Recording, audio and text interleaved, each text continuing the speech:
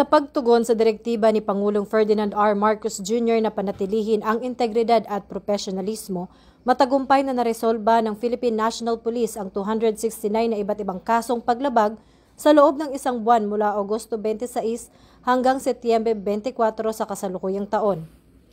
Ito ay naganap sa ilalim ng panunungkulan ni Acting Chief PNP Police Lieutenant General Jose Melencio C. Nartates Jr.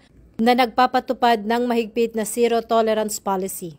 Ang mga kasong ito ay nagresulta sa agarang aksyong pangdisiplina na nagpapakita ng matibay na dedikasyon ng PNP sa pananagutan.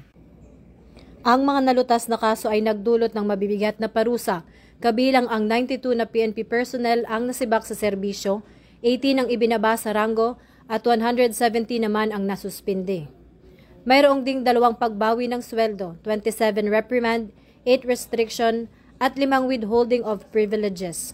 Ayon kina Acting Chief PNP Nartates at PNP Spokesperson Police Brigadier General Randolph T. Tuanyo, ang mabilis na resolusyon ng mga kaso ay patunay ng kanilang tuloy-tuloy na pagsisikap na linisin ang hanay ng PNP, panatilihin ang mataas na pamantayan at muling ibalik ang tiwala at kumpiyansa ng publiko.